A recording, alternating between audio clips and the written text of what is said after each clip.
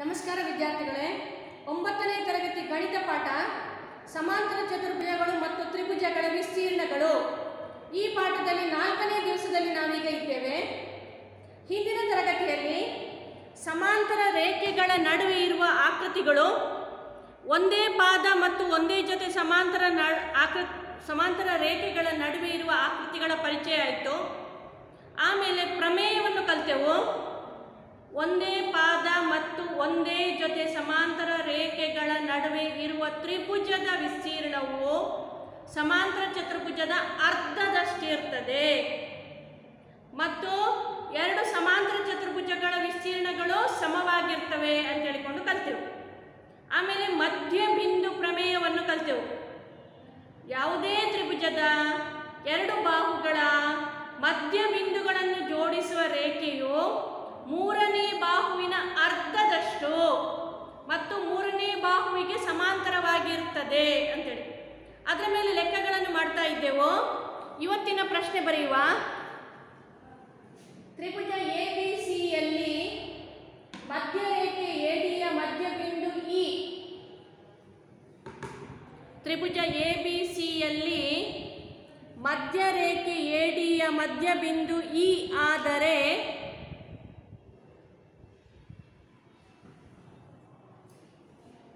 ವಿಸ್ತೀರ್ಣ ತ್ರಿಭುಜ ಎಬಿಇ ಸಮ ವಿಸ್ತೀರ್ಣ ತ್ರಿಭುಜ ಎಸಿಇ ಎಂದು ಸಾಧಿಸಿ. ವಿಸ್ತೀರ್ಣ ತ್ರಿಭುಜ ಎಬಿಇ ಸಮ ವಿಸ್ತೀರ್ಣ ತ್ರಿಭುಜ ಎಸಿಇ ಎಂದು ಸಾಧಿಸಿ. ಒಂದು ತ್ರಿಭುಜವನ್ನು ಬಿಡಿಸಿ ಪಾದದ ಮಧ್ಯಬಿಂದುವನ್ನು ಗುರುತಿಸಿ ಎಡಿ ಜೋಡಿಸಿ ಅದರ ಮಧ್ಯಬಿಂದುವನ್ನು ಇ ಅಂತೇಳಿ ಗುರುತಿಸಿ ಬಿ ಮತ್ತು ಸಿ ಗಳಿಗೆ ಜೋಡಿಸಿ. ಬಿಸಿಯ ಮಧ್ಯಬಿಂದು ಡಿ, ಎಡಿಯ ಮಧ್ಯಬಿಂದು ಇ.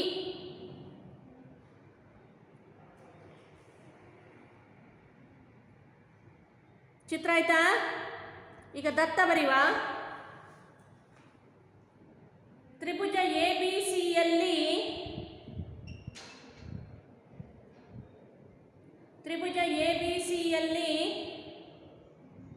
ಮಧ್ಯರೇಖೆ ಎಡಿಯ ಮಧ್ಯಬಿಂದು ಇ.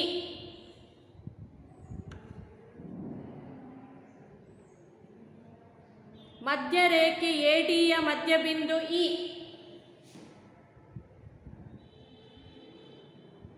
ಸಾಧನೆಯ ವಿಸ್ತೀರ್ಣ ತ್ರಿಭುಜ ಎಬಿಇ ಸಮ ವಿಸ್ತೀರ್ಣ ತ್ರಿಭುಜ ಎಸಿಇ.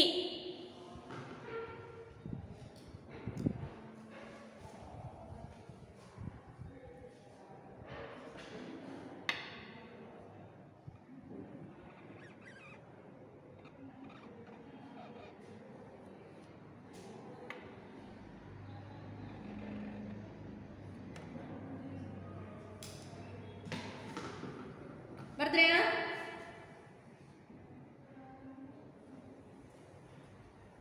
ಈಗ ಸಾಧನೆ ಡಿಯು ಬಿಸಿಯ ಮಧ್ಯಬಿಂದು. ಡಿಯು ಬಿಸಿಯ ಮಧ್ಯಬಿಂದು. ವಿಸ್ತೀರ್ಣಕ್ಕೆ ಸೂತ್ರ ಎಂತ? ಅರ್ಧ ಗುಣಿಸು ಪಾದ ಗುಣಿಸು ಎತ್ತರ. ಪಾದ ಅರ್ಧ ಆಗಿದೆ, ಆಗ ವಿಸ್ತೀರ್ಣ ಕೂಡ ಅರ್ಧ ಆಗಿ ಆಗ್ತದೆ ಅಲ್ವಾ? ಅದನ್ನೇ ಬರೆಯುವ.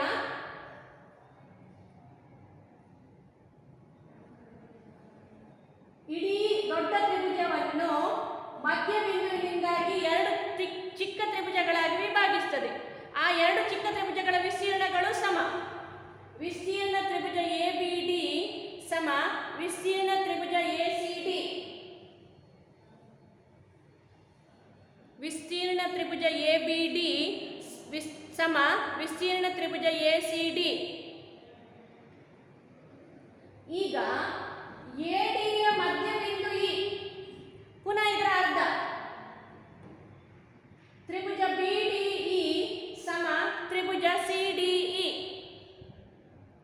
ವಿಸ್ತೀರ್ಣ ತ್ರಿಭುಜ ಬಿಡಿಇ ಸಮ ವಿಸ್ತೀರ್ಣ ತ್ರಿಭುಜ ಸಿ ಡಿ ಇ.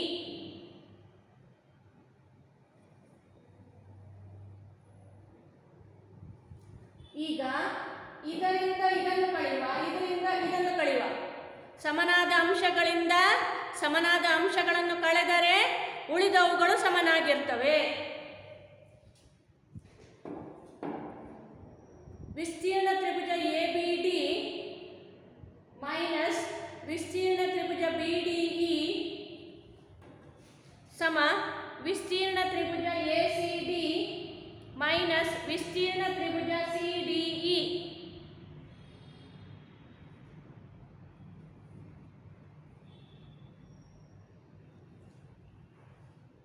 ಇಡೀ ಅರ್ಧದಿಂದ ಕೆಳಗಿನ ಚಿಕ್ಕ ತ್ರಿಭುಜವನ್ನು ಕಳೆದ್ರೆ ಮೇಲಿನ ಚಿಕ್ಕ ತ್ರಿಭುಜ ಉಳ್ಕೊಳ್ತದೆ.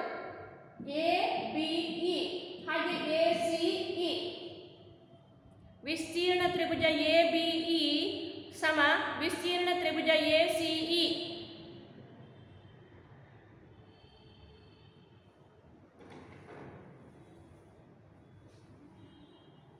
ವಿಸ್ತೀರ್ಣ ತ್ರಿಭುಜ ಎ ಬಿ ಇ ಸಮ ವಿಸ್ತೀರ್ಣ ತ್ರಿಭುಜ ಎ ಸಿ ಇ.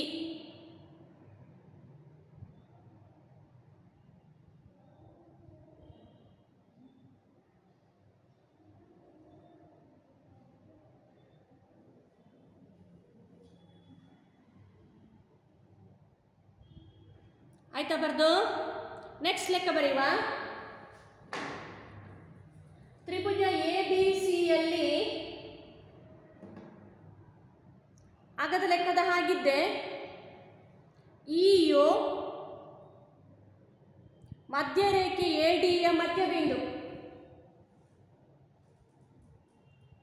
ಇಯು ಮಧ್ಯರೇಖೆ ಎ ಡಿಯ ಮಧ್ಯಬಿಂದು.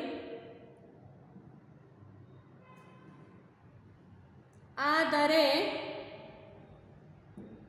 ವಿಸ್ತೀರ್ಣ ತ್ರಿಭುಜ ಬಿ ಇ ಡಿ ಸಮ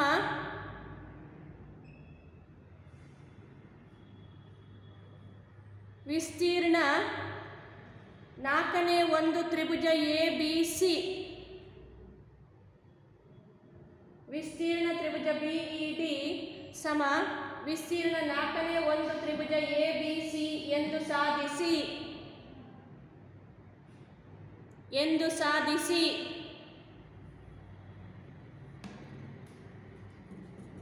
ತ್ರಿಭುಜವನ್ನು ಬಿಡಿಸಿ ಪಾದದ ಮಧ್ಯಬಿಂದು ಡಿ ಯನ್ನು ಗುರುತಿಸಿ ಎ ಡಿ ಜೋಡಿಸಿ ಎ ಡಿಯ ಮಧ್ಯಬಿಂದು ಇ ಯನ್ನು ಗುರುತಿಸಿ ಬಿ ಇ ಸಿ ಇ ಜೋಡಿಸಿ. ಪಾದದ ಮಧ್ಯಬಿಂದು ಡಿ, ಎ ಡಿಯ ಮಧ್ಯಬಿಂದು ಇ. ಸರಿ ಆಯ್ತಾ? ಈಗ ಕೊಟ್ಟ ಅಂಶಗಳನ್ನು ಬರೆಯುವ. ತ್ರಿಭುಜ ಎ ಬಿ ಸಿಯಲ್ಲಿ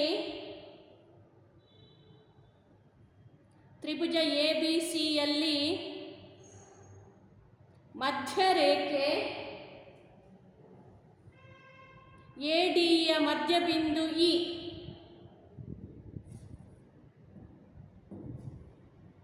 ಮಧ್ಯರೇಖೆ ಎ ಡಿಯ ಮಧ್ಯಬಿಂದು ಇ. ಏನು ಕೇಳಿದ್ದಾರೆ ಸಾಧನೀಯದಲ್ಲಿ ಬರೀಬೇಕು. ವಿಸ್ತೀರ್ಣ ತ್ರಿಭುಜ ಬಿ ಇ ಡಿ ಸಮ ವಿಸ್ತೀರ್ಣ 4ನೇ ಒಂದು ತ್ರಿಭುಜ ಎ ಬಿ ಸಿ. 4ನೇ ಒಂದು ತ್ರಿಭುಜ ಎ ಬಿ ಸಿ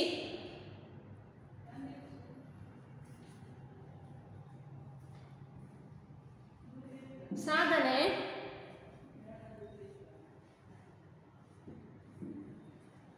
ಈಗ ಬಿ ಸಿಯ ಮಧ್ಯಬಿಂದು ಡಿ ಅದನ್ನು ಬರೆಯುವ.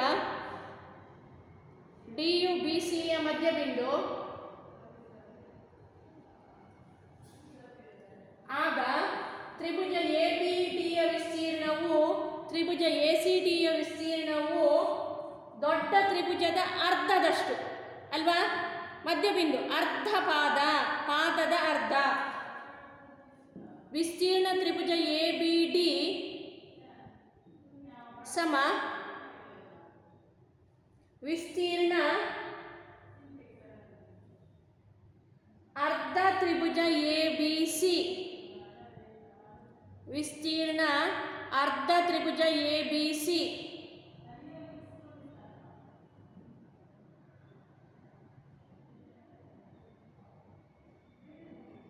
ನೆಕ್ಸ್ಟ್ ಈ ಎ ಡಿಯ ಮಧ್ಯಬಿಂದು. ಆಗ ಚಿಕ್ಕ ತ್ರಿಭುಜವು ಒಂದನೇ ಚಿಕ್ಕ ತ್ರಿಭುಜದ ಅರ್ಧದಷ್ಟು, ಸರಿಯಾ?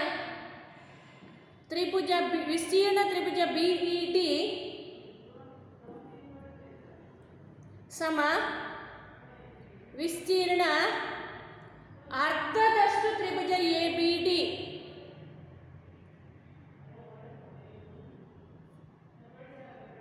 ಇದರ ಅರ್ಧ ಇದು, ಇದರ ಅರ್ಧ ಇದು. ಆಗ ಇದು ಮತ್ತು ಇದರ ನಡುವೆ ಎಷ್ಟಾಯಿತು? ಅರ್ಧ ಗುಣಿಸು ಅರ್ಧ, 4/1 ಪಾಲು ಆಯಿತು ಅಲ್ವಾ? ಪುನಃ ಬರೆಯಿರಿ. ಆದ್ದರಿಂದ ವಿಸ್ತೀರ್ಣ ತ್ರಿಭುಜ ಬಿ ಇ ಡಿ, ವಿಸ್ತೀರ್ಣ ತ್ರಿಭುಜ ಬಿ ಇ ಡಿ ಸಮ ಅರ್ಧ ಗುಣಿಸು ಅರ್ಧ ಗುಣಿಸು ವಿಸ್ತೀರ್ಣ ತ್ರಿಭುಜ ಎ ಬಿ ಸಿ.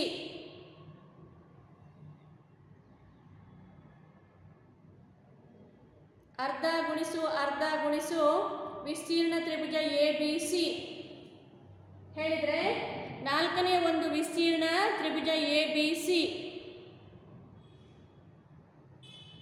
4/1 ವಿಸ್ತೀರ್ಣ ತ್ರಿಭುಜ A B C.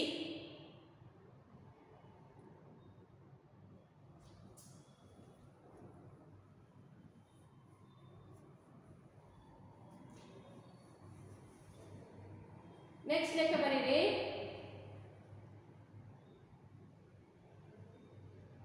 D E ಮತ್ತು ಎಫ್ಗಳು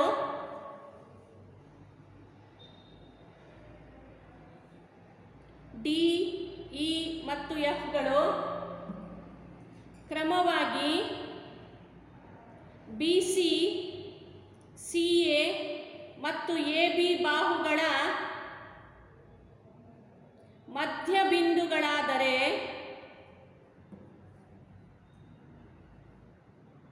ಮಧ್ಯಬಿಂದುಗಳಾದರೆ 1, 2, 3 ಅಂಶಗಳನ್ನು ಸಾಧಿಸಬೇಕು. ಬಿ ಡಿ ಇ ಎಫ್ ಒಂದು ಸಮಾನಾಂತರ ಚತುರ್ಭುಜ. ಬಿ ಡಿ ಇ ಎಫ್ ಒಂದು ಸಮಾನಾಂತರ ಚತುರ್ಭುಜ. ಎರಡನೇದು ವಿಸ್ತೀರ್ಣ ತ್ರಿಭುಜ ಡಿ ಇ ಎಫ್ ಸಮ 4/1 ವಿಸ್ತೀರ್ಣ ತ್ರಿಭುಜ ಎ ಬಿ ಸಿ.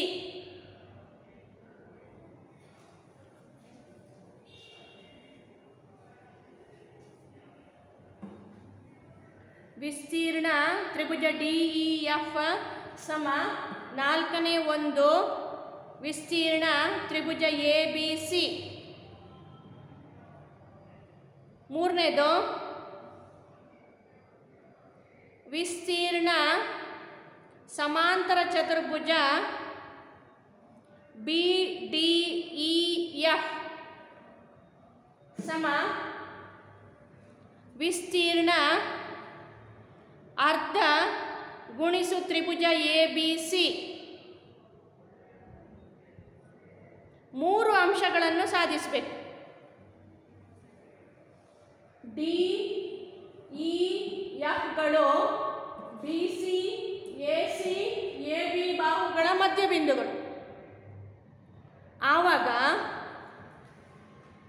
ಈ ಬಾಹುವಿಗೆ ಈ ಬಾಹು ಸಮ. ಡಿ ಇ ಅನ್ನುವುದು ಎ ಬಿಯ ಅರ್ಧದಷ್ಟು ಅಂತ ಹೇಳುವಾಗ ಬಿ ಎಫ್ ಡಿ ಇಗೆ ಸಮ ಮತ್ತು ಸಮಾಂತರ. ಅದೇ ರೀತಿ E F B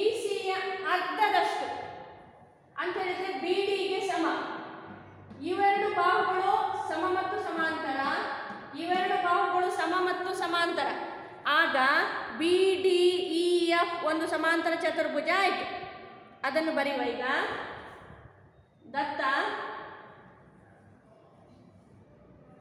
D, E ಮತ್ತು ಎಫ್ಗಳು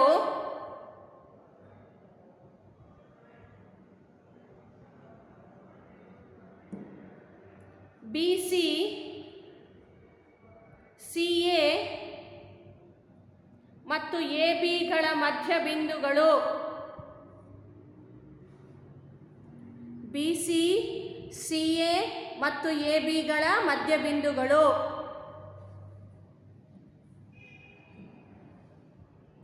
ಸಾಧನೀಯ ಇಲ್ಲಿ ಪ್ರಶ್ನೆಯಲ್ಲಿ ಕೊಟ್ಟ 3 ಅಂಶಗಳನ್ನು ಮತ್ತೆ ಪುನಃ ಬರೀಬೇಕು.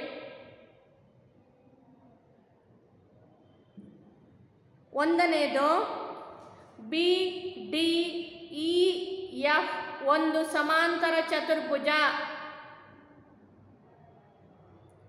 ಬಿ ಡಿ ಇ ಎಫ್ ಒಂದು ಸಮಾಂತರ ಚತುರ್ಭುಜ. ಎರಡನೇದು ವಿಸ್ತೀರ್ಣ ತ್ರಿಭುಜ ಡಿ ಇ ಎಫ್. ವಿಸ್ತೀರ್ಣ ತ್ರಿಭುಜ ಡಿ ಇ ಎಫ್ ಸಮ 4ನೇ ಒಂದು ವಿಸ್ತೀರ್ಣ ತ್ರಿಭುಜ ಎ ಬಿ ಸಿ. ಸಣ್ಣ ಸಣ್ಣ 4 ತ್ರಿಭುಜಗಳ ವಿಸ್ತೀರ್ಣಗಳು ದೊಡ್ಡ ತ್ರಿಭುಜದ 4ನೇ ಒಂದರಷ್ಟು. ವಿಸ್ತೀರ್ಣ ಸಮಾಂತರ ಚತುರ್ಭುಜ ಬಿ ಡಿ ಇ ಎಫ್. ವಿಸ್ತೀರ್ಣ ಸಮಾಂತರ ಚತುರ್ಭುಜ ಬಿ ಡಿ ಇ ಎಫ್ ಸಮ ವಿಸ್ತೀರ್ಣ ಅರ್ಧ ಗುಣಿಸು ತ್ರಿಭುಜ ಎ ಬಿ ಸಿ.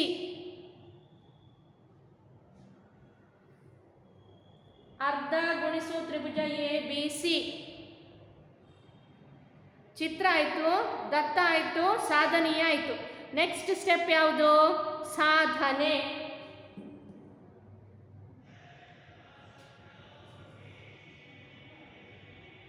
ಎಫ್ ಮತ್ತು ಡಿಗಳು ಎ ಬಿ ಮತ್ತು ಎ ಸಿ ಬಾಹುಗಳ ಮಧ್ಯಬಿಂದುಗಳು. ಎಫ್ ಮತ್ತು ಡಿಗಳು ಎ ಬಿ ಮತ್ತು ಬಿ ಸಿ ಬಾಹುಗಳ ಮಧ್ಯಬಿಂದುಗಳು.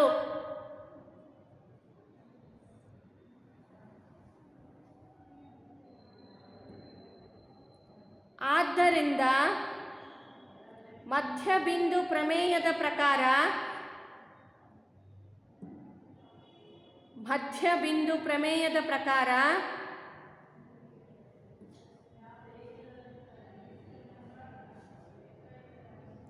ಎಫ್ ಡಿ ಸಮಾಂತರ ಎ ಸಿ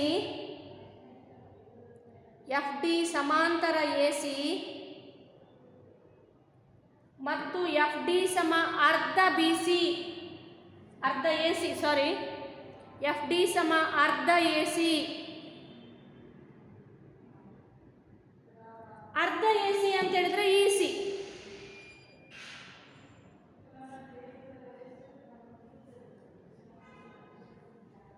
ಎಫ್ ಡಿ ಸಮ ಇ ಸಿ. ಅಂತೆಯೇ ಹಾಗೆಯೇ ಇ ಎಫ್ ಸಮಾಂತರ ಬಿ ಸಿ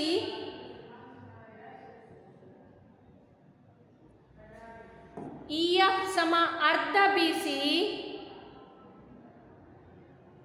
ಸಮ B D.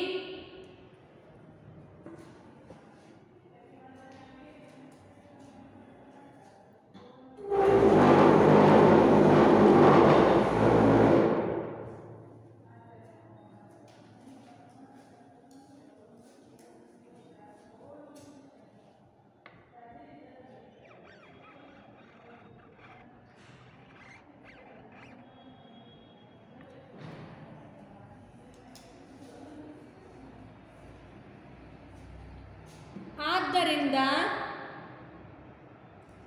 B D E F ಒಂದು ಸಮಾಂತರ ಚತುರ್ಭುಜ. ಬಿ ಡಿ ಇ ಎಫ್ ಒಂದು ಸಮಾಂತರ ಚತುರ್ಭುಜ. ಈ ಬಾಹುವಿಗೆ ಈ ಬಾಹು ಸಮ ಮತ್ತು ಸಮಾಂತರ, ಈ ಬಾಹುವಿಗೆ ಈ ಬಾಹು ಸಮ ಮತ್ತು ಸಮಾಂತರ. ಅಭಿಮುಖ ಬಾಹುಗಳು ಸಮ ಮತ್ತು ಸಮಾಂತರ ಆದರೆ ಅದೊಂದು ಸಮಾಂತರ ಚತುರ್ಭುಜ, ನಮಗೆ ಗೊತ್ತುಂಟು. ಈಗ ಈ ದೊಡ್ಡ ತ್ರಿಭುಜದ ಒಳಗೆ 1 2 3 4 ಸಣ್ಣ ತ್ರಿಭುಜಗಳಿದ್ದಾವೆ. ಅವು ಎಲ್ಲವೂ ಒಂದಕ್ಕೊಂದು ಸರ್ವಸಮ. ಒಂದು ತ್ರಿಭುಜದ 3 ಬಾಹುಗಳು ಇನ್ನೊಂದು ತ್ರಿಭುಜದ 3 ಬಾಹುಗಳಿಗೆ ಸಮ. ಆದ್ದರಿಂದಾಗಿ 1 2 3 4 ತ್ರಿಭುಜಗಳನ್ನು ಸೇರಿಸಿದರೆ ದೊಡ್ಡ ತ್ರಿಭುಜ ಸಿಗ್ತದೆ ನಮಗೆ ಅಲ್ವಾ. ಅದನ್ನು ಬರೆಯುವ. ವಿಸ್ತೀರ್ಣ ಒಂದೊಂದೇ ತ್ರಿಭುಜದ ಹೆಸರು ಬರೀರಿ. ಎ ಇ ಎಫ್ ಸಮ ವಿಸ್ತೀರ್ಣ ತ್ರಿಭುಜ ಡಿ ಇ ಎಫ್ ಸಮ ವಿಸ್ತೀರ್ಣ ತ್ರಿಭುಜ ಬಿ ಡಿ ಎಫ್ ಸಮ ವಿಸ್ತೀರ್ಣ ತ್ರಿಭುಜ C D E. A E F D E F B D F C D E.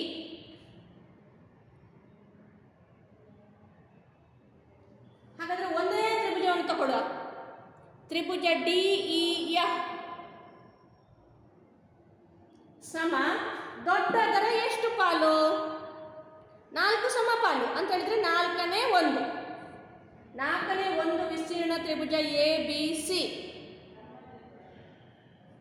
4ನೇ 1 ವಿಸ್ತೀರ್ಣ ತ್ರಿಭುಜ ಎ ಬಿ ಸಿ.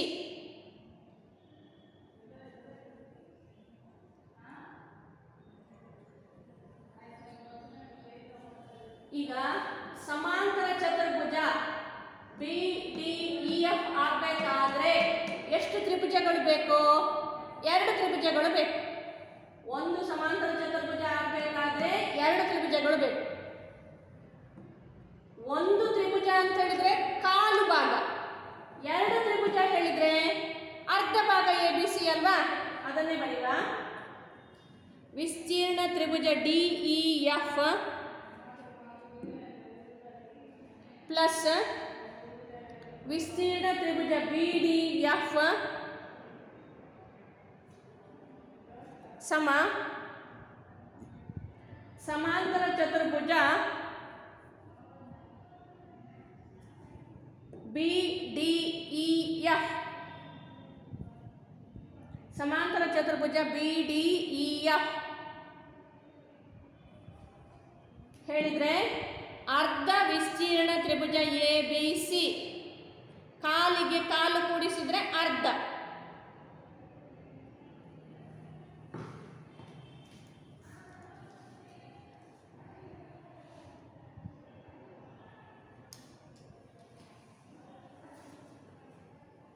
ಇವತ್ತು ಮಾಡಿದ ಪಾಠಗಳನ್ನು ಚೆನ್ನಾಗಿ ಅಭ್ಯಾಸ ಮಾಡಿ. ಇವತ್ತಿಗೆ ಇಷ್ಟು ಸಾಕು. ನಾಳೆ ದಿನ ಮುಂದುವರಿಸುವ. ನಾಳೆ ಭೇಟಿಯಾಗುವ. ಬಾಯ್.